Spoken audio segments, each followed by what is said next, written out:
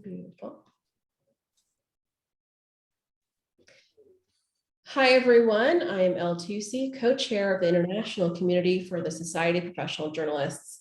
I want to thank you for joining us today for our IC short episode, which is focusing on the latest breaking story and what the International Consortium of Investigative Journalism is claiming to be the largest investigation in journalism history, which has exposed a shadow financial system that benefits the world's rich and powerful in the Pandora Papers. The report was recently released on Sunday, October 3rd, and with me today to dig a little deeper on this topic and give us some insight on the technical aspect of this investigation is Chris Mattmann. He's the Chief Technology and Innovation Officer at JPL. His work helped uncover the Panama Papers scandal, which won the Pulitzer Prize in Journalism in 2017. Thank you, Chris, for joining us again.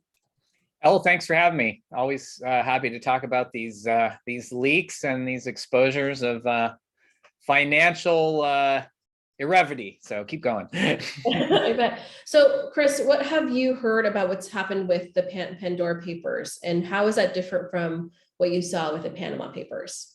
You know, it's interesting, Ellen. We were talking about this a little kind of offline, but you know, it seems to follow a very similar formula to you know, the Panama Papers in 2016. So, you know, the Panama Papers in 2016 was, I think, approximately 12 million documents ish.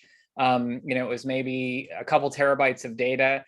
From what I've seen, very similar in size for the Pandora Papers. I think it's like 12 million documents ish as well. And, you know, it's maybe like 3 terabytes of data.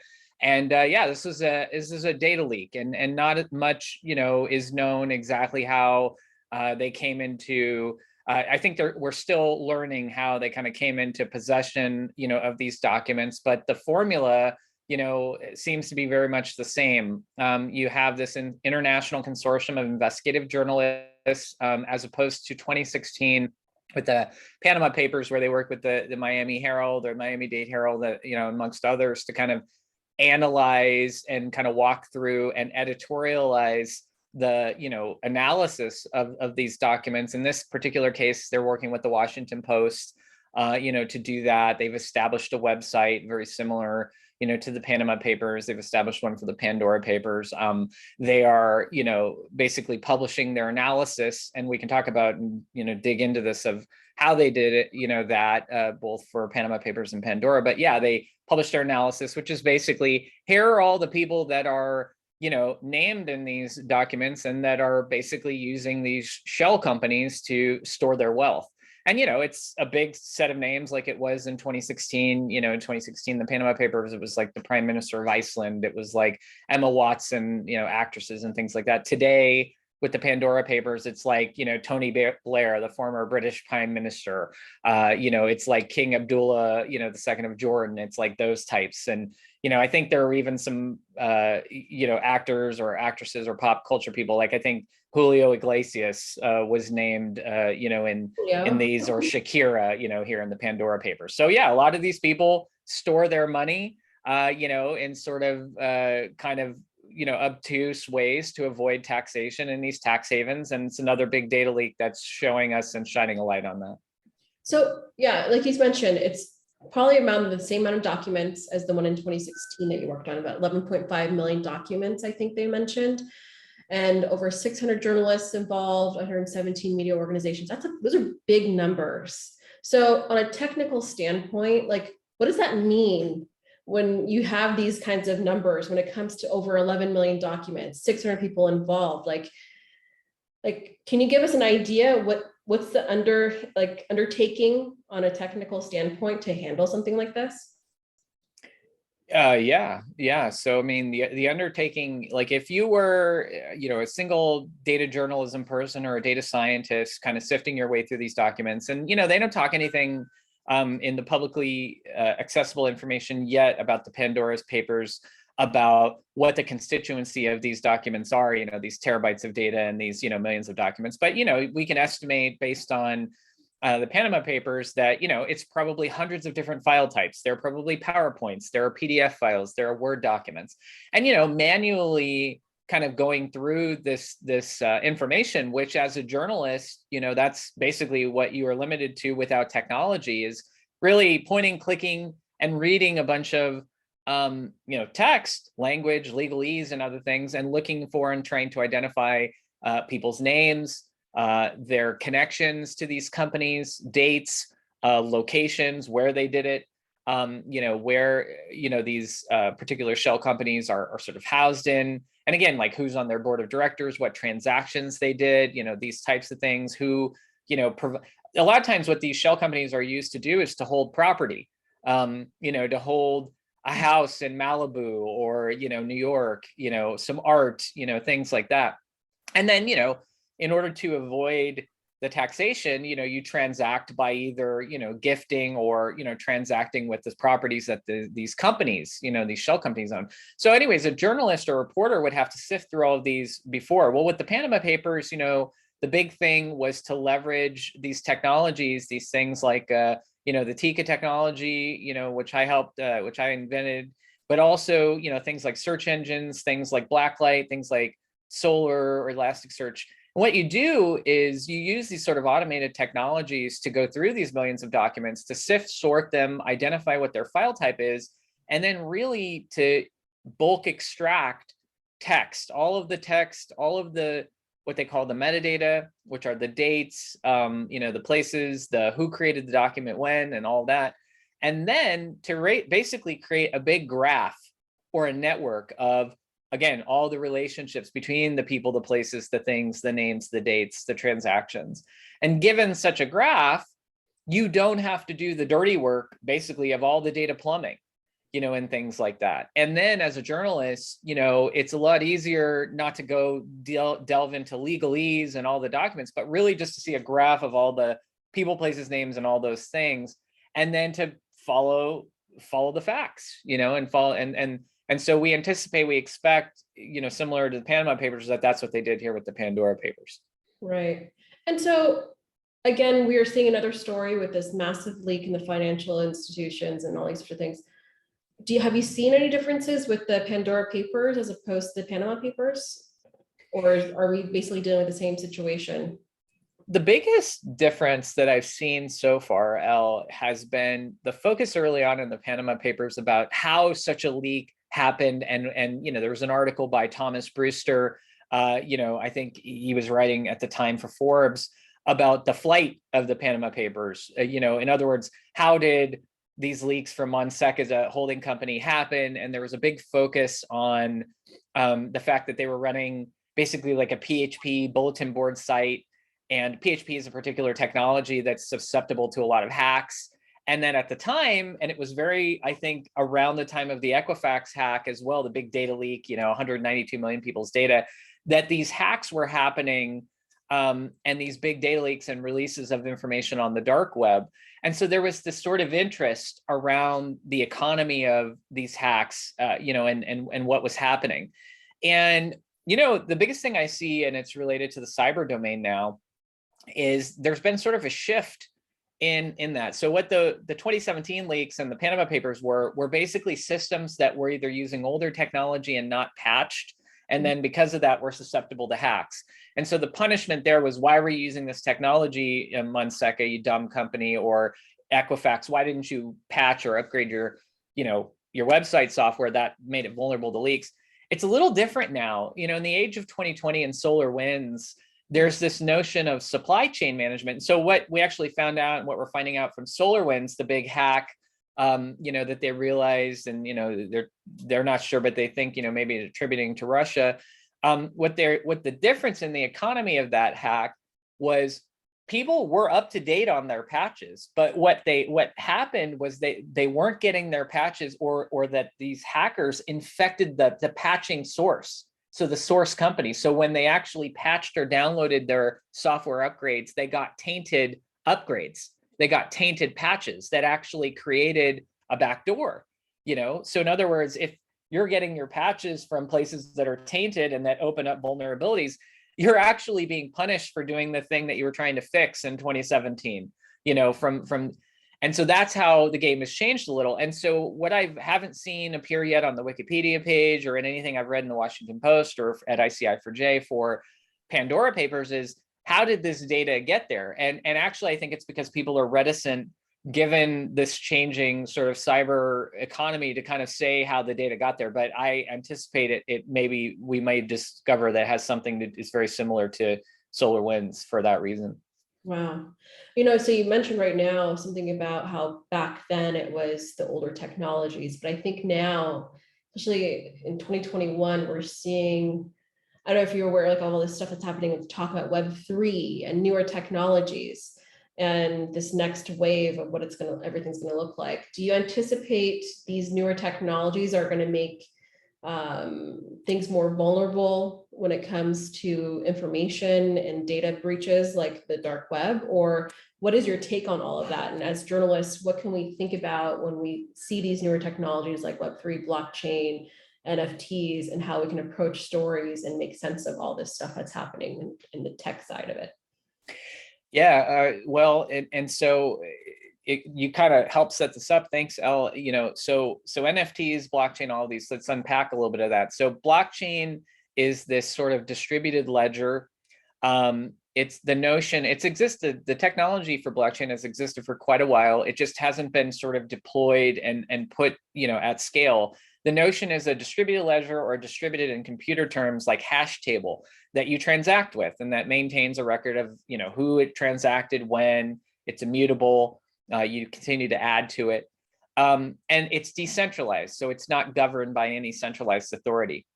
And so blockchain became popular with cryptocurrency, of course, and then obviously it has its detriments and deters who say, well, it's untraceable, it's not managed by central bank monetarily, so thus it's terrible. But you see with the SEC now and others now getting serious about saying, oh, it's not going away, we're going to have to figure out how to regulate this. That tells me that it's not going away and it's staying. Now, NFTs, media arts, what happened in the art domain, and also just media and creative things, movies, people releasing songs, heck, journalism, is they're realizing that the blockchain could also be a future platform, instead of bolting all this stuff onto the internet like we did for years, transactions, security, all that maybe if you started from the blockchain, that you could make releases, distribute content, provide monetary value back, remuneration, provide secondary.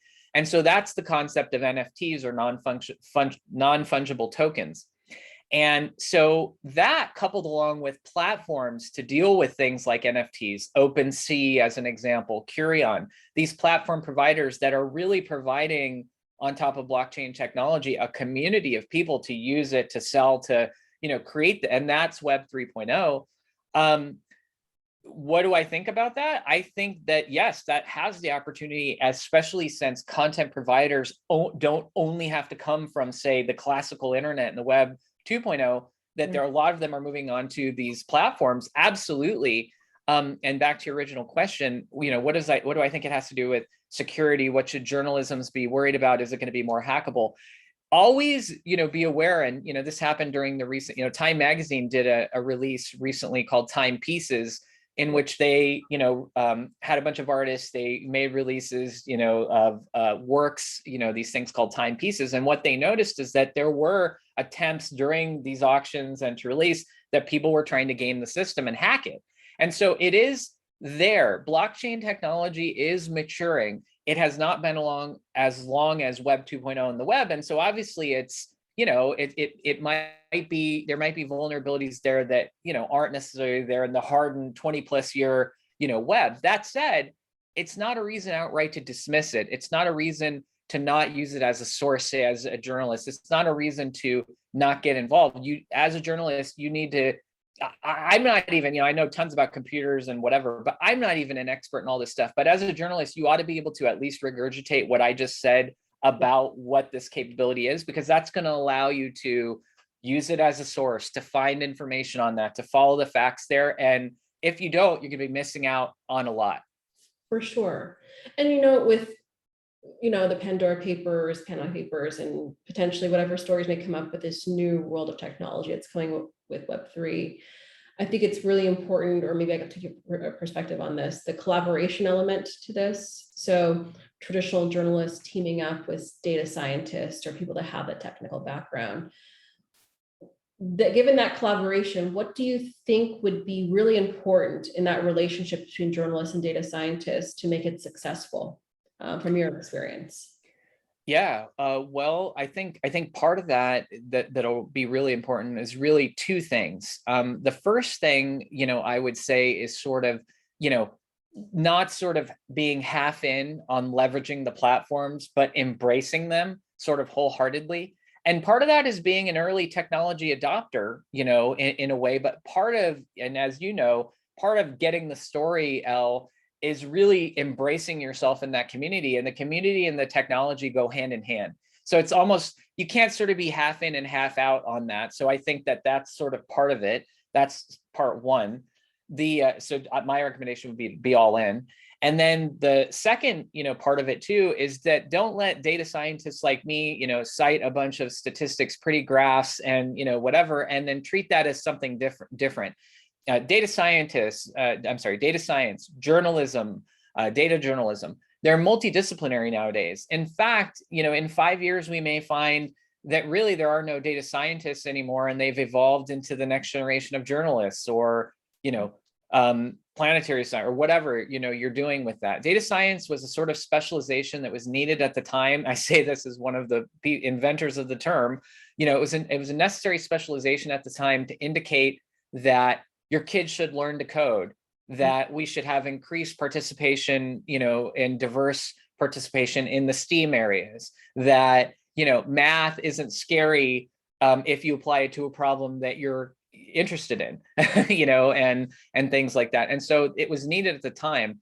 I'm not so sure that those things don't merge, and that the future of data journalism is, again, you producing a plot in Tableau that's some set of secondary source information that you pulled off of OpenSea, or you pulled out of an NFT community and things like that, that you don't need me to write the Tableau thing. You did it. You can just as well put together. And if we did work together, there's a record, a provenance of it. All of our sources are there, and all of the automation that's coming from leveraging these platforms make it so that your skills are not, useless, but that you're being more smart, about the way that you do use your skills and your time as a journalist. So. Right. And then going back to the Pandora Papers, what would you like to see in the next few weeks to make sense of what's coming at us in this past week with all the information that's coming out? I mean, because you had that experience with the Panama Papers and what happened afterwards, like what would you like to see going forward? Elle, I'd like to know a lot more about, I would almost like to see a flight of the Pandora Papers, similarly, almost a retrospective. And for two reasons, both from a journalistic reason, you don't want that to be a hole in the story. Well, they just appeared, or, we got them, or, and it's not like there is some information about where they came from, but not at the level of, say, that, Thomas Brewster article. I'd love to see something like that. And I'd love to see reporters dig into the genesis and where the data came from. And then also not just selfishly for, the world or society or journalism perspective, but for the cyber community. We ought to know, and not to say that this information shouldn't be out there, it should be, but what we ought to know, I coming from my old open source days on the board of Apache, we used to, whenever we got hacked or whatever, try as hard as possible the next day or the day after to publish sort of a full retrospective.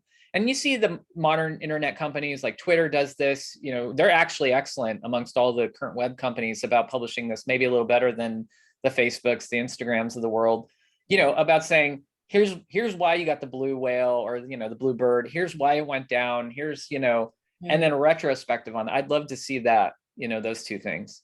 Very cool. And is there anything that you want to add about the Pandora Papers that maybe we haven't discussed today? They think it's important to mention, whether it's technically or just in general. So I'm seeing a lot of things for the Pandora Papers about how should the governments respond, or, oh God, Tony Blair was doing this, how do we cancel him, or, these types of things. And, my thing I'd love to see is just a little bit more caution. And I recommend, to everyone listening or whatever, too, and I'm not justifying this, but read the book, The Billion Dollar Whale. It's an amazing sort of, I would say nonfiction, from Wall Street Journal reporters about basically this gentleman, whatever, this international financier, Joe Lowe, and, how he basically exploited the same system to produce The Wolf of Wall Street, to hang out with Swiss Beats and Jamie Foxx. And, he's floating around somewhere in China on a yacht right now, or hiding out, because he was indicted eventually, but, in a civil, crime. And I think eventually they might have indicted him criminally. I don't know. But, at the end of the day, the system enables this. And so going after, I mean, as much as we all want to, from the Panama Papers, hate Hermione, or, blame her, or maybe go after now Shakira. Oh, Shakira does this. What you find out, in dealing with this, and again, I'm not trying to justify exorbitant wealth compared to the regular folk, but I'm also just trying to say, sometimes these people aren't directly involved in that. It's their secondary, third-ary, fourth-ary holding companies that are trying to divest them. So before we all rush to judgment, it's important to know these things. But it's also important to kind of give it space to be reported, and then, let the facts come out, and then make your judgments, how. I see too many articles nowadays that are already trying to cancel and get rid of all these people. And I don't support that. I agree. You mentioned something, system enables this, and it's so true. Do you think that there's going to be a technology that helps keep that system accountable or change the system? I think there could be. I think there's nothing that's stopping a technology, or even a Web 3.0 type of thing from doing it. What's technologically, in fact, there's nothing stopping that. What there has to be is sort of social acumen and incentive at the highest levels for people to, it's like the global minimum corporate tax. I saw Ireland just said they're going to buy into that or whatever, and they were one of the last holdouts. So now, the US is pushed to do this is going to happen. Well, if you read, why did Ireland decide they're going to do it? They had very favorable corporate tax. Well, because they realized that there was enough pressure and that everyone else was going to do it in such a way that giving up a little allowed them to be part of future, profits and everything else, today. So it was it's really the classic almost software engineering, product line engineering. Sunk cost investment early on leads to, higher margins later. The pain you put in early on pays off later. It's the same principle here. Someone's got to make the case to the people who use these tax havens, or to the tax havens themselves, that technologically there's a value add from losing some of the things that they get from that, such that in the future it enables them to do it in a way that, everybody is comfortable with, but they still, get incentivized and make money off of, basically. So right. Well, I thank you for your time. If there's anything else you want to add, please feel free to let me know. Like, this is that time to do it. I don't want to take up too much of your time. I want to keep it to an IC short. But is there anything else you want to add about the Pandora Papers, or anything else that you think is important for our community to be aware of? I don't have anything else directly to add, Elle. It's such a pleasure every time you have me on. Thank you so much. And I don't have anything else to add. Thank you so much. I feel so much, every time I talk to you, I feel so much smarter and so much more informed, that I wish I could talk to you every week, and we should just have a series, you and I. But the feeling's mutual. Thank you so much for joining us. And for those that have joined our talk today, our IC Talks is a series that we've started with experts and journalists that are covering recent topics in a more consumable, timely fashion. And so we'll be having more of these coming in. Please tune into SBJ's International Community website to find more of our IC Talks and IC Shorts. Thank you, Chris, for joining us today. And I hope to see you again very soon. Thanks, Elle. Thanks for having me. Take care.